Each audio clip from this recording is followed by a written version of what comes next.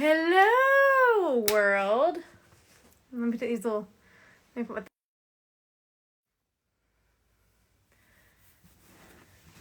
We're live. Oh my gosh, are you okay? Oh, I didn't mean to kick you. Shoot. Getting all settled in my chair here.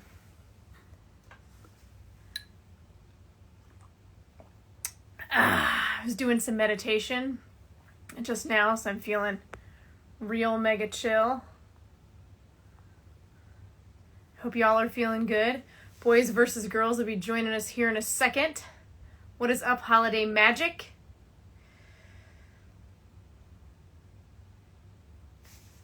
How do we get the little joiny joins? Here we go. Yes, please, hop in.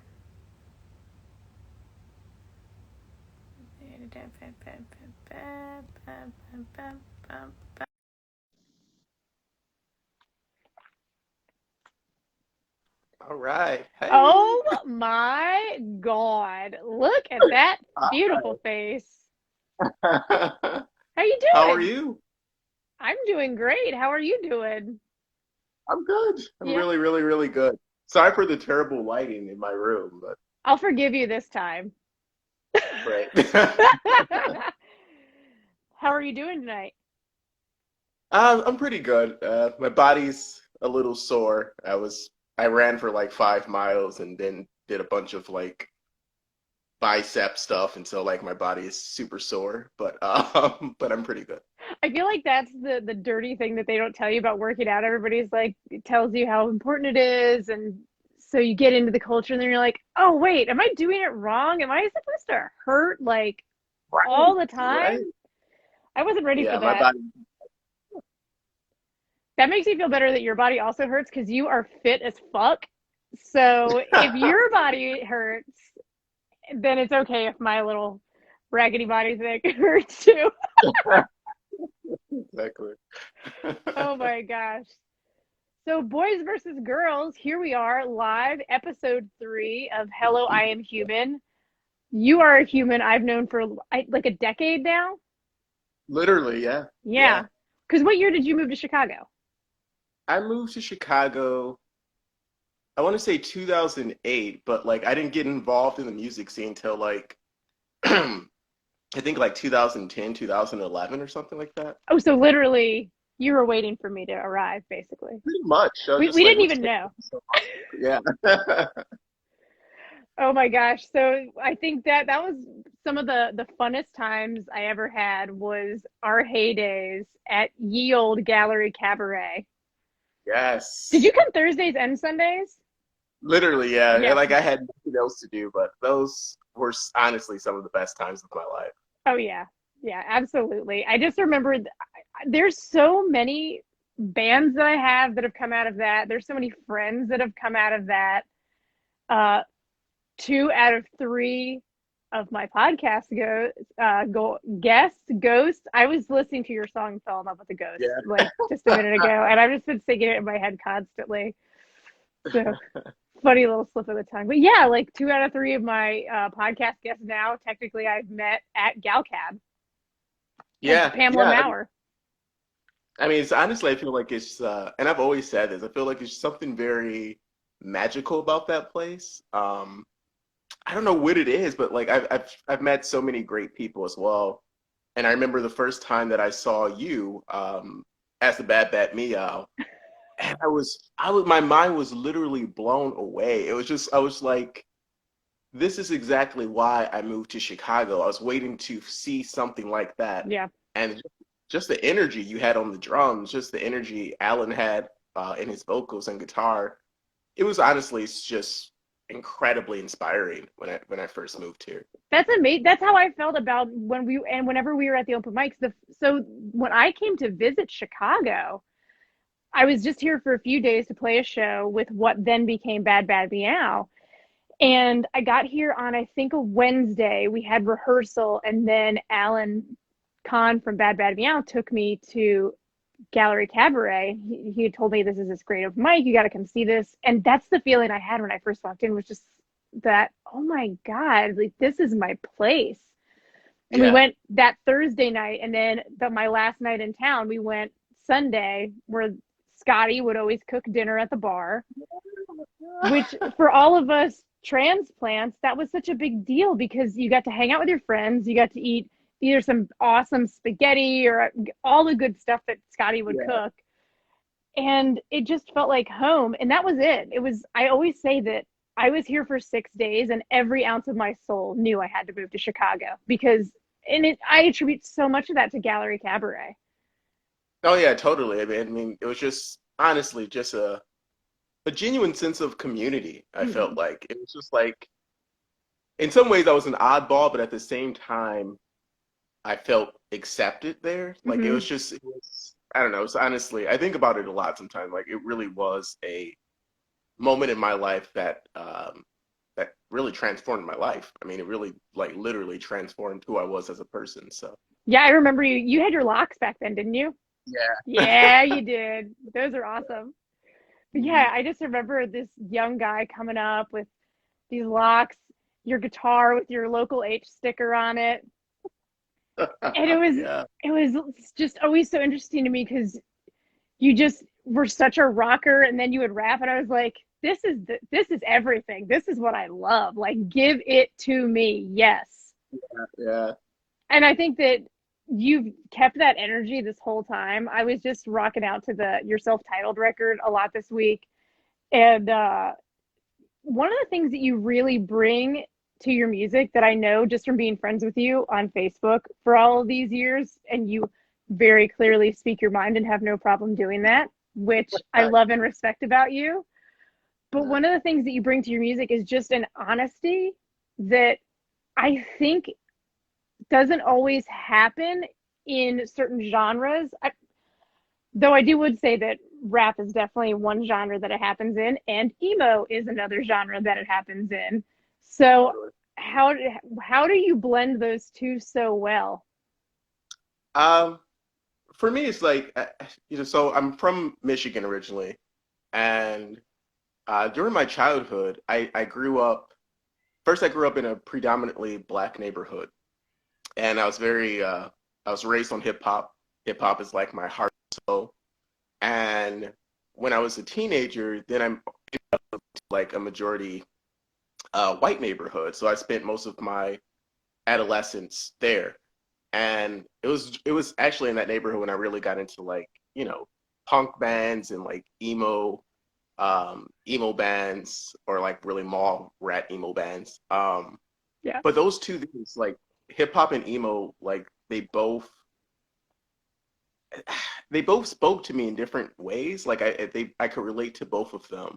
So when I was creating my own music, it really was not even me trying to like combine the two. It was just like these both represent me equally. And I can't really Right. choose between one or the other. Hmm. Um, because like I love the honesty in emo and I love the honesty in hip hop. Um, so yeah, I don't know. I just I don't think I consciously ever thought about it. I think I just liked what I liked and then I created what I created and it came out the way that it did. So Yeah, I think the reason that as a drummer that both of those genres speak to me so much, it's all about the beat and the words. And that's all I ever seem to care about in music. You can play an E chord the whole song if you're saying something interesting and possibly even important, but more so emotional. yeah, And if there's a good beat, give it to me. totally. That's how I am as well. Yeah.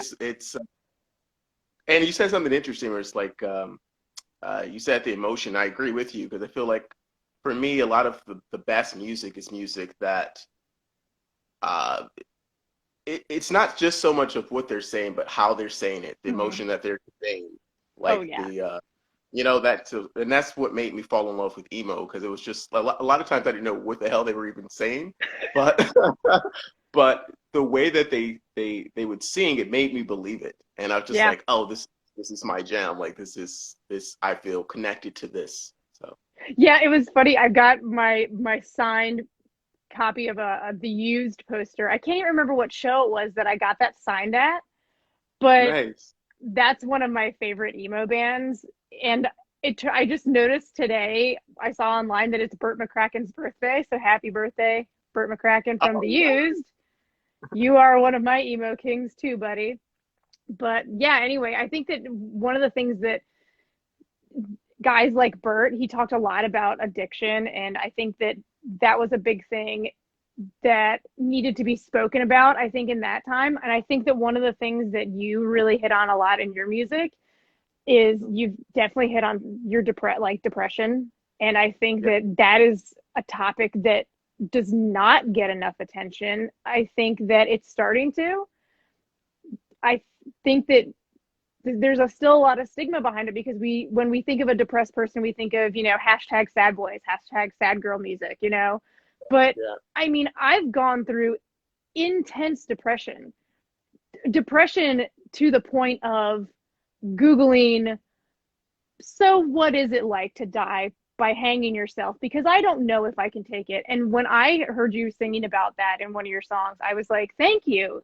Thank you for that. Because Yeah. there's such a stigma behind that.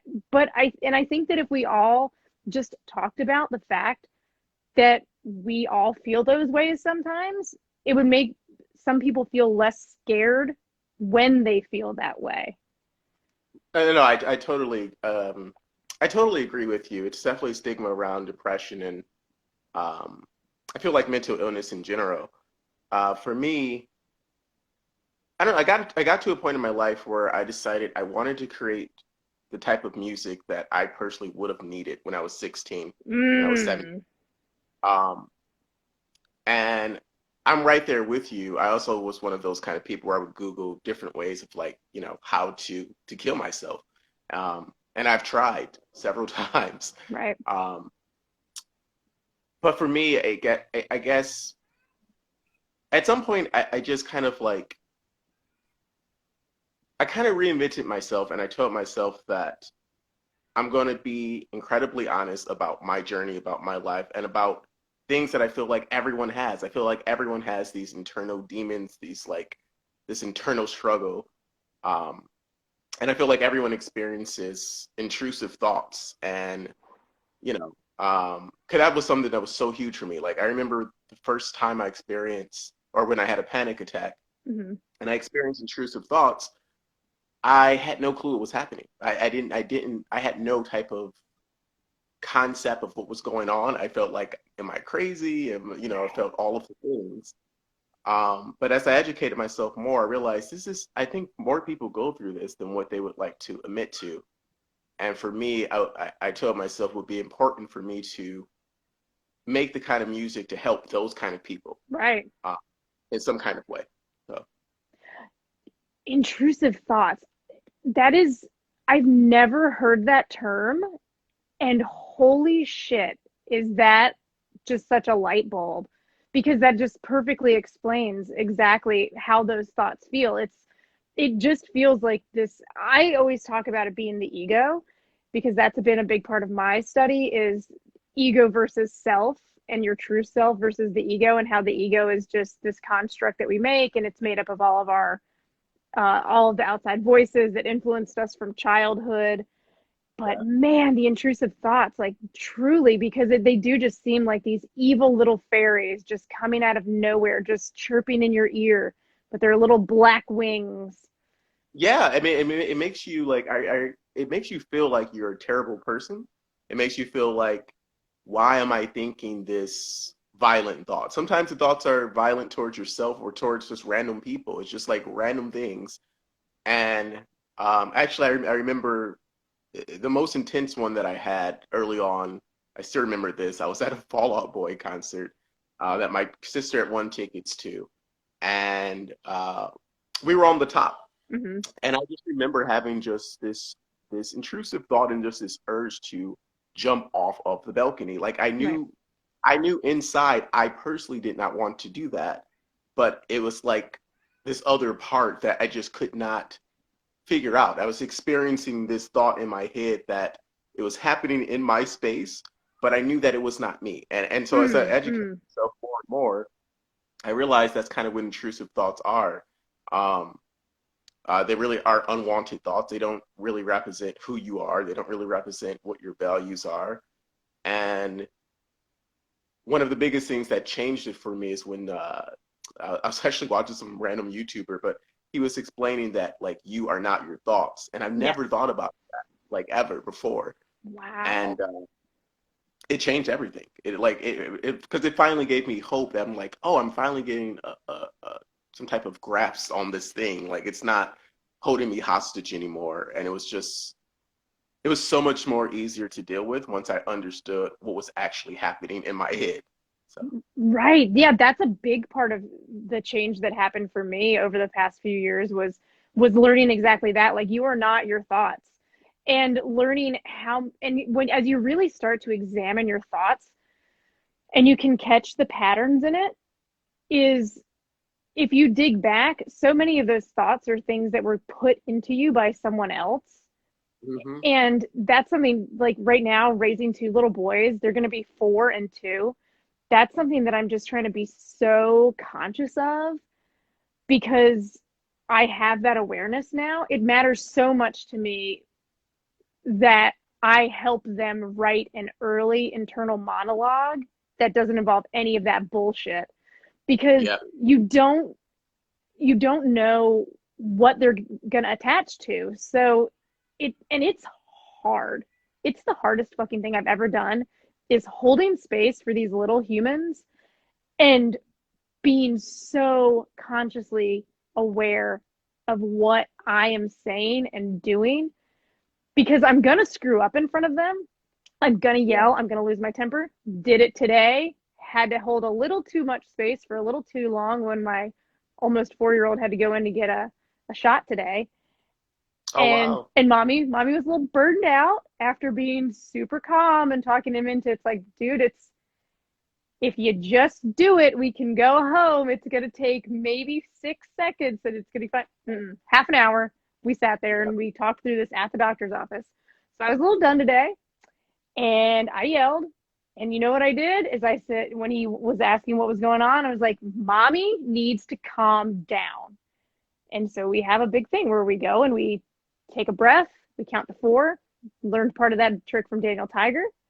I That's won't, good. I'll save you from singing the song, but truly that helped so much. And nothing has been more rewarding as a parent than one day a couple weeks ago he was had hit his brother. It was right before bedtime, so I know that he's tired. He hits his little brother because he grabbed a toy. And so my wife took our younger son up the stairs, and my older son goes and he's like under the blanket on the couch in our basement with this giant teddy bear that he's got. And I'm just letting him kind of hang out and chill out and calm down. And then I realize he is taking deep breaths and counting. And I was just like, wow, No, I mean wow.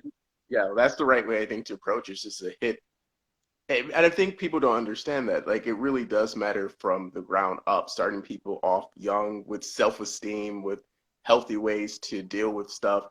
It it matters because I did not, even though I love both of my parents dearly and I learned so many great things from them, um, I did not have the luxury of certain things like that. So Yeah, me a neither. lot of a lot of it was just like reparenting myself, to be honest.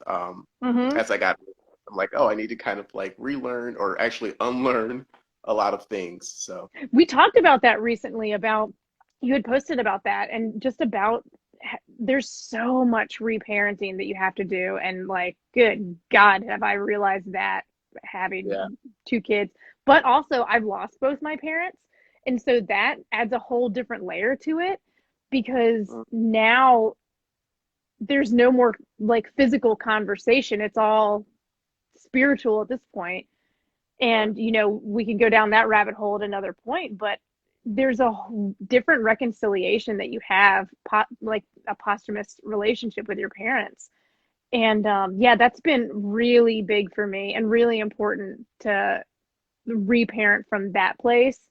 And now that I'm a parent, I can look back and be like, oh, I understand so many things so much better. Like, yeah, holy crap. Like yeah. I when could imagine. yeah. So did you guys, when you had said that you were in a predominantly black neighborhood and then a predominantly white neighborhood, had you moved or was it just the way the schools worked? We had moved. Like we were moved from one small little town to like another small town. Um, and yeah, it was just stressing. I mean, both of those experiences were just dramatically different. Mm-hmm. Um, because like I don't know, the way that we were raised, we were always taught to be very accepting of different types of people, different backgrounds, whatever. So as stupid as this sounds, like I really didn't understand or even know that racism was a thing until I moved to that small white town. Right, right, I did understand it, except like I'm the same person, right, like same kind of weird, cool kid. I'm like, I don't know why these people are like not liking me because of my skin. Like it was just yeah, that was such a wild, super wild concept for me that took me. Honestly, I think sometimes I still think about like it's the concept I just don't get. right. And I think that I was raised very much in that whole well-meaning white thing about color blindness, and which obviously we have all learned that that doesn't work.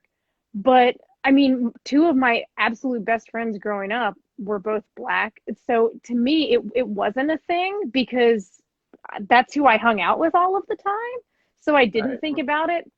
But then having now as an adult that's more socially aware, going back and peeling back all of those layers and realizing how rampant racism was around me and all of the things that I did wrong and probably still do wrong. I mean, that's just such a big deal. And I don't know where I'm going with this, but yeah, I think that when you're a fish in the water, you don't know that you're in water. Oh, that's powerful. Yeah, that's true. I mean, yeah. I mean, it definitely. I think for a while, it definitely damaged my self-esteem. Oh yeah. um, as a teenager, 'cause I was just like, I mean, people would just freely yell out the N word, just no, just like it was nothing. Yeah. And um, yeah, that was just such a interesting, difficult, difficult time in my life. A very isolating time Yeah. uh, in my life. Probably why you got into emo music. Probably, yeah, yeah, Yeah. Just gonna sit in more my than room likely, dressed in yeah, black, get a pretty little sad. much. No, but I think that it's interesting too that about feeling like an outsider because as you kind of wove your way into the music scene, as a black guy and a black gay man, how Yeah, has that how do you think your experience has been different than a white guy's experience? yeah. So first of all, I'm glad you asked me that. So honestly, when I first came to Chicago, when I first got involved in the music scene, I felt very invisible. Mm, Um, most, whether it was the gallery, whether it was some other venue, whether it was shows, it would probably be like me and like maybe two other black people. And at first, it was something I really didn't think much of. I'm like I'm used to being around a lot of white people because again, like I said, I was in a mainly white neighborhood, right. so for me, whatever. But it definitely got to a point where I felt like I don't know how to explain this, but I got the feeling that like black artists and black queer artists just aren't taken seriously. Yeah. uh, like the art is not held at the same standard of importance.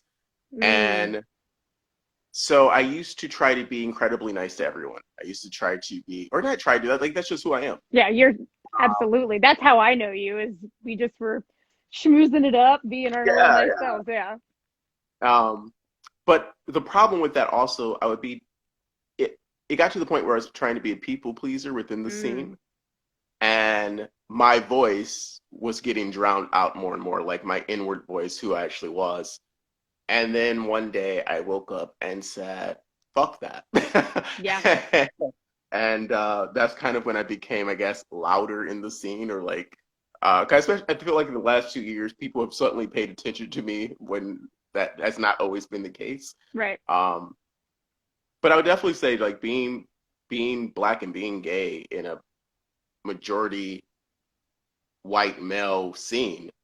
Um, it's super frustrating sometimes. You feel like you have to be, there's moments where you feel like you have to be the good black person, or you have to Hmm. prove that you're above a certain stereotype, or you have to live, you feel like you have to live and hold yourself to certain standards that they would never hold themselves to ever. Right. Like they can be mediocre and be praised, and you have to be that much better. And that was something that I found super frustrating. I bet. I feel like it's so interesting to hear that that's your experience too, because where you're saying they could be mediocre and be praised and you've got to be extra. I felt like as a woman in a predominantly white male industry, I saw so many women that I personally found to be, no offense, mediocre, and everybody just had such a thing for them, and it was because they were a woman. And for me, that was equally frustrating, even though it's the opposite, because I wanted to be good because I was good. I didn't want to be Yeah. good because I was a girl. I didn't, don't pat me on the fucking back because I happen to have a vagina between my legs instead of a penis. Yeah. Like, that's just, don't, I'm not into that. That's not who I am. I want to be praised because I'm that good. And that is what made me work harder. I wanted to make sure that I always looked cool, that I knew how to do cool stuff, which is kind of funny since like chops, I'm not like some ripping around the rudiments kind of drum kit player, but But you're pretty amazing. You're pretty fucking I got my, amazing. I have my thing, and I do it. But yeah, I think that there's just such a weird intersectionality to all of that, and how our experiences are so different, and yet we're striving for that same acceptance, Yeah, but really within ourselves. But damn it, you want to be accepted in the community and recognized in the community for being good for who you are. exactly. And that's what makes it so hard. I feel like if you're in any type of minority group, if you're a woman, if you're a person of color, if you're a queer person, if you're trans, I feel like our outward identities are always the first things that's examined, and then our art is secondary. Mm-hmm. And it's sometimes it just it really pisses me off sometimes. And sometimes I'm like, okay, is the audience liking this because they genuinely like my art? Or is this a way to make you feel better because you'd be like, man, this guy, he's black and gay. This makes me feel like a Yeah. good person Yeah. that I am supporting Check. that. Yep. Check. You know, Check. like, Oh, yeah, that's how I felt a lot of times. I was just very confused. What was like a genuine kind of, we appreciate your art versus this is going to give me like extra brownie points on my like social justice warrior list or something yes. like. Preach. Yes. And I just always remember whenever I would watch a video or listen back to something that one of my bands had done, I shit you not, I would literally think like, oh, did I do I sound like a dude? Like, is that a manly enough drum beat? Does that sound metal enough? You know what I mean? Yeah, yeah, Because I want to like strip all of, don't, when you can't see me, do you just think I'm awesome? You know? right, Yeah. right. So so someone's asked, yes, I thought this was about music. Isn't it? Yeah. I Oh, thought it's my friend Cherise. Hi, Cherise. Hi, Cherise. We're talking about music. We're talking about life. We're talking about all the things. So, human things. So yeah, I think that one of the other things that you really do so well is using your platform, like from your fuck it moment. I think that that's so important in every artist's life, because you have, that's the moment when you really become you. And I think that that is why the scene started noticing you, is because that's when you really just came into yourself and were really given it. And I think that that's just such a powerful thing that you've done. And I love it. And you're one of my favorite people to follow on social media because of that. And just how much you really do just speak your mind and say exactly what you think, whether it's about music or politics or sweet hot sex.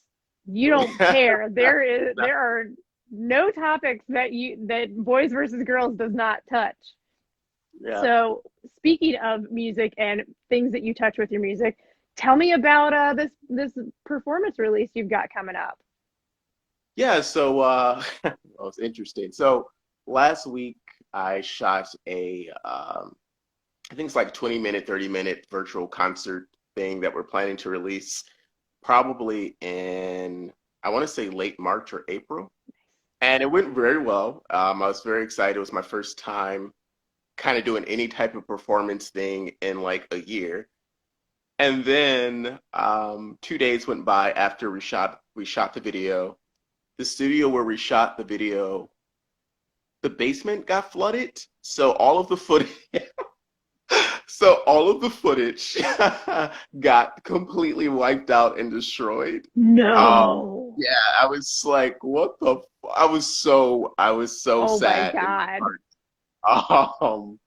But we are planning to re-record it again in a couple of weeks, I think. I need to check my calendar, but I think it's in 2 weeks. So if everything goes well, we're going to redo it. And it's a concert that's like, for anyone who's ever listened to any of my records, it features songs from like every album that I've made to this point, plus a lot of new songs that I'm currently working on for a new album. Um, Ooh.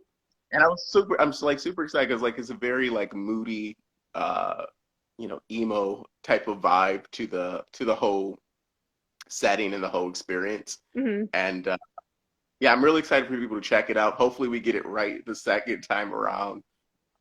Fingers crossed. But yeah, I'm excited. God, I miss performing so much. Oh my So it was nice God. to do that. So how has that been for you in quarantine? Just have you been just working on music or what are you doing? Yeah, honestly, so initially I didn't really do much because like everyone else in the world, I was just confused of what was going on. Like I just had everything was just upside down. Nothing made any sense.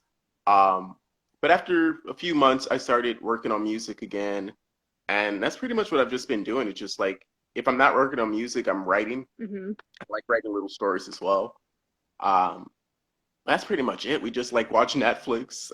I work on music and work out. There's like nothing else to do. So, but I this has been the most creative time I think I've ever had. So, when I was talking to a friend recently about that, and I was a full-time musician from the time I was 21 until I 26, and that's all I yeah. did. And that's its own wild ride. And so since then, I've had some type of day job and also been playing, and I've always been making music. And that's one of the things I said was like, oh my God, it feels like like we just get to be artists again. And that's where I've been trying to find kind of the blessing in the storm with all of this is it really Yeah. has. It's been some of the most creative times I've had, like whether it's just writing or working on mixes and finally getting out. I've just finished mixes on like a record that we recorded 14 years ago. And Oh wow. I just got those back from mastering because like the band just broke up and so it just kind of sat around, but it was one of those things where the songs are really good. So it's like, well, Yeah. why don't I just mix it and release it just to get Yeah. it done and have it out? I enjoy them. I know there's at least 6 people in the world that would probably like it. Right. And yeah, it's just been such a like wild creative time. So I'm glad that you're getting to do that too. What direction are Yeah. you kind of going with it right now? So it's a lot of acoustic guitar stuff on the new record. Um, I feel like I think this is like, I've joked with people, I feel like this is my most depressing album ever. Um, but it's also like lyrically, I think the best album I think I've ever made. Mm, I feel super confident in the songs. I know what I want to say. I know how I want to say it. Um, and like honestly having a community and having an audience that genuinely believes in what I'm doing, I think that also has inspired my writing to like really be like, okay, let me actually do this. Like let me really, really mm, do this. yeah. So it's a lot of acoustic guitar. there's some kind of there's like the Pixies. There's kind of like some Pixies type of Mm. inspiration sprinkled throughout some of the stuff. Some kind of grungy songs. Um, it's a sad album, but it's also a an uplifting album, and is at the same time. It's like such a contradiction, but that's how I feel. I'm really super excited to get it done. Oh my gosh, I can't even wait for that. That's just so my kind of music though, because I think that that's such real life, especially right now because things are a little bleak in certain times in areas right now. I mean, as they can be at any point in history. But I just kind of love music that makes me go into those deep feelings. Like that's kind of always been where I emoted because Yeah, I am just outwardly usually such a happy person. Um, and I just need some good, sad music in my life. Sometimes I just need to put on a song that makes me cry and it makes me feel right. so good because that's that humanness that it comes with it. And I think Yeah, that's the gold right there. That's the good stuff. I can't even wait to hear what you're working on. yeah. I'm excited. Like I say, well, it's a concept album also, and it's kind of like for me at least, it's kind of a deep dive into uh mental illness even more so than I think I've ever done before, and also Mm. like God and death, and because so like the name of it is called "I Live, I Die, I Live Again," um because it just has so many different meanings to me, and so like the record deals with mental illness, deals with death, deals with the idea of like, is there something for us after this? And what does that mean? And like, all the classic philosophical Yeah. kind of things that I think we all wonder about, I think, as humans from time to time. So Oh, absolutely. I mean, I think that's the most human thing we do is wonder about that. And I think that the more we explore that as art, I think that that's one of the beautiful things that we get to do as artists mm, is explore that and kind of lead others through that exploration in a way. And I think that that's just such a gift. And I think it's something that you definitely do with your music. And yeah, that's what I hope to do with these conversations is kind of, lead people to understanding that maybe the things that they're feeling, the things that they're thinking, whether it's dark thoughts or just silly stuff, like that's all real. I yeah, think that whether we're just talking about love and we each sleep with our own blanket because that's how it's cozy in our bed, right. whatever it is, there I know that there's other couples that also have their own blankets, Yeah, we're so one of those couples. We see. legit are literally one of those couples. Oh my God. So when my wife Tanya proposed that we should have separate blankets, I was like, this is it. Our marriage is over. She doesn't love me. And because I just thought that that was a bad thing. And I'm going to go on record to the world and admit I love it because she doesn't like having the sheets tucked in on her side of the bed and I need them tucked in or at least prefer them. Yes. Yeah, totally. So Totally. Like I was going to say, like, I like having a very like thick blanket to be cozy. He hates that. Like he likes having a light little blanket. He has this little blanket and it works out. Like I think we both sleep a lot better. So I mean, so much better. And magically, our relationships didn't end. But exactly. but if you don't know that that's how some people sleep, you can think that your relationship is ending. My parents shared a blanket. Every couple on TV shares a blanket. Can we all just talk about how okay it is to not share a damn blanket? No, I agree with you because I remember the first time I was like, is this symbolic? Does this mean that like this is the beginning of the end? Like I was overthinking it too. I realized it's a fucking blanket. Like it's not No. it's really not the end of the world. So Yeah, and my wife was just like so calm and pragmatic. She's like, "Don't you want to sleep better? Like, why sleep is important. This is all that matters. Like, what is wrong with you? right. What's one of your other weird, silly couple things like that? What else do you guys do? Because you've been together a long time. Yeah, almost a decade, literally like 8 years, or going 8 years in April. Y'all seen some shit together in 10 years. Yeah, Oh, yeah, yeah. yeah, yeah, yeah, yeah. We definitely have had some interesting moments. But I feel like we're at the best place now than we've ever been. Because I feel like the first year you're dating someone, it feels maybe like a movie sometimes, where it's like, you're in heaven or whatever. Um, but then you got to like really learn each other and like learn about each other, and sometimes it's not like a smooth ride. I don't think it um, ever is. Let's just be no, honest. it's not. It's It's not smooth. There's nothing smooth about humans cohabitating.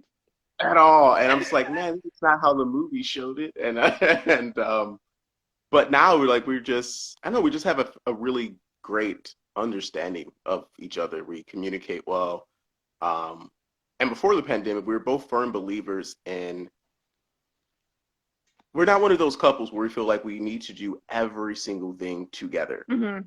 It's like really important for us to like have your own friends, but when we have our time together, that's our time together. You know what I mean? Like, because I know other people, and there's nothing wrong with it. I think every couple is different, but I know people who like they literally cannot do anything without their significant others. Like, Hmm. man, you know what I mean? Like Yeah.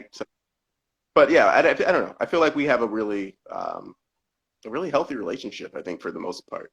That's awesome. Yeah, we definitely have the do your own things uh relationship at our house too. Yeah. Because that was one of the things when Tanya and I first started dating, we she would come to shows sometimes, and but her big thing was always, oh, I don't want to come just to come because then you're going to feel like you need to be entertaining me and you need to be like talking to the people at your show. And I was just like, oh, thank you. Yes, Yeah. I do. Yeah. Bye. In a loving way. In a loving way. Exactly. No, yeah, yeah. But now I'm so like, don't you want to come to my show? You never come to my shows anymore. I want to show you that I'm still cool. But Yeah. then a pandemic and there's no shows, so she just uh Exactly. she just And the offers pandemic, me.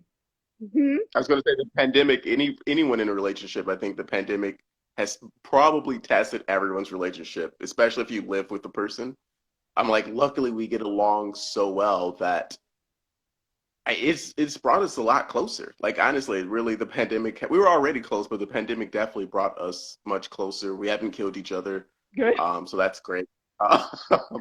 Um, yeah, it's been nice. Like it's because like our lives prior to the world turning upside down, our lives were so incredibly busy that by the time we got home, we both were too exhausted to like watch a movie or whatever. But now Hmm. it's like, oh, get time to like catch up on regular people stuff like Netflix. Yeah. It was kind of nice actually. What are y'all watching on Netflix? Right now we're watching this show called Hollywood. Um, it's Ryan. I think Ryan Murphy's behind it. The same guy who did American Horror Story. Oh yeah, is it Um, good? it's pretty damn good. I was surprised. I was like, this is pretty. It's a lot of homoeroticism spread it throughout. So I'm just like, oh, this is up my alley. So Dig it. I dig it.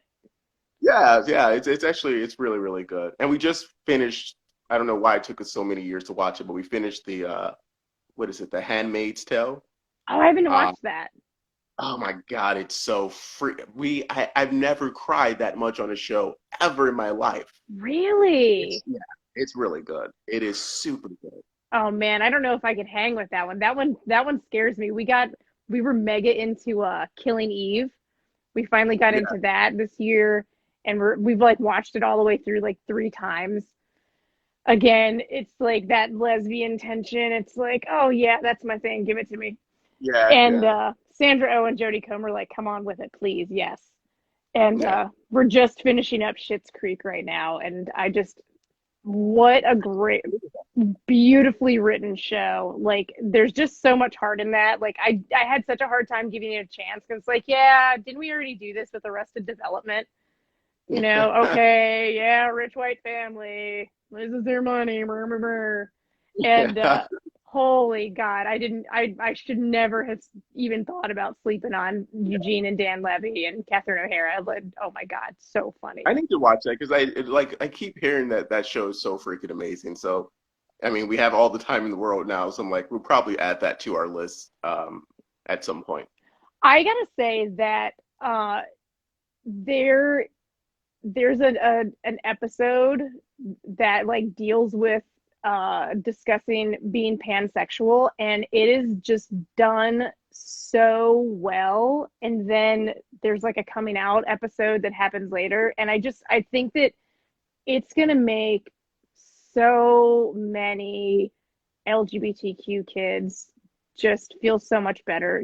That was one of my big things, was that I feel like if I would have had some kind of role models like that, I would have known I was gay so much earlier in my life, because I didn't come out until I Yeah, was 25. And as I look back, it's like, oh, I was gay way longer than that.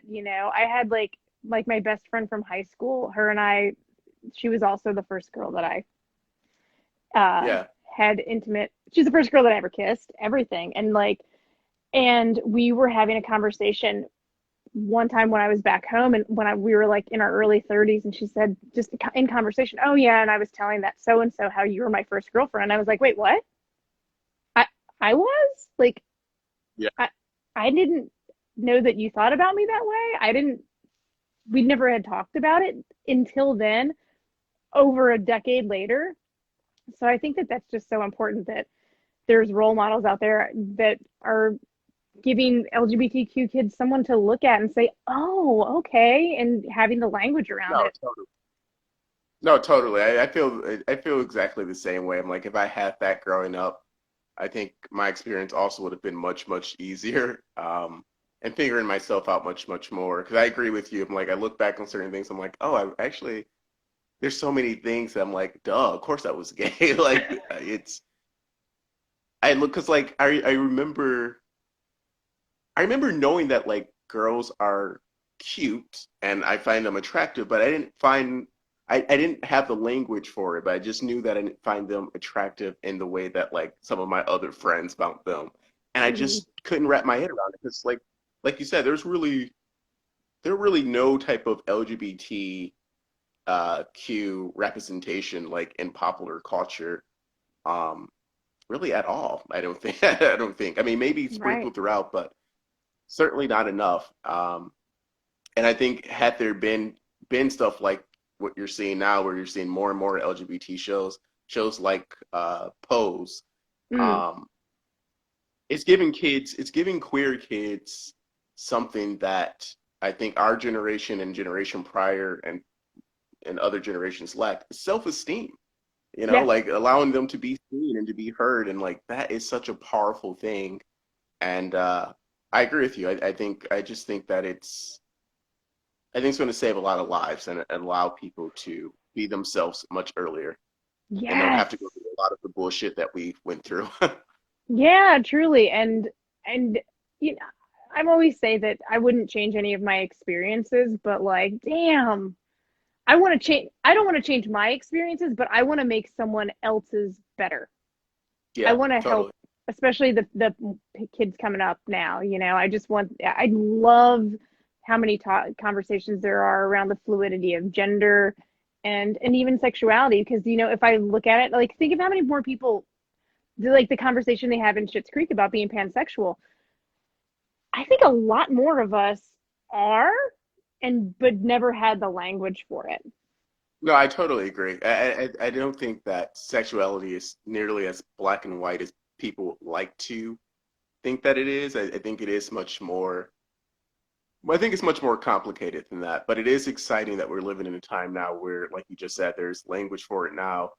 Um, and what you're seeing, like when I see like the like Gen Z queer kids, like the level of a lot of self-esteem and confidence a lot of these kids have, it's just incredibly inspiring. And it's just like this is a really interesting and I think exciting time to be a queer person and to be a queer young person. So Absolutely, absolutely. There's one of the artists that I had found recently was Julian Baker, and I think she's in her like her mid 20s and queer and everything like that. And I mean, that's amazing that she's out, knows who she is, has something so important to say, and is, whether she likes it or not, a role model in such a good way. I mean, I just remember like finding out Melissa Etheridge was gay, like, yeah, Yeah, when I was a teenager, like around the time that I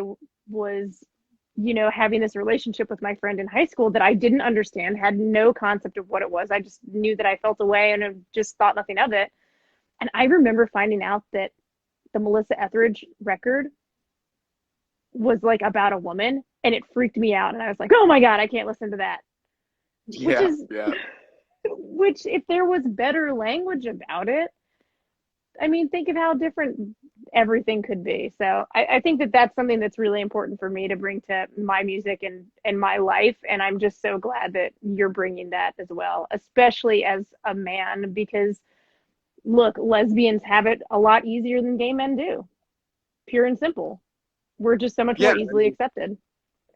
yeah, I think also like, I always feel like I'm like, man, you're like part of a double minority. Like you're a queer person and it's like mainly heterosexual culture, but then you're also like a black queer culture or a black queer person inside the black community that's also very like hetero.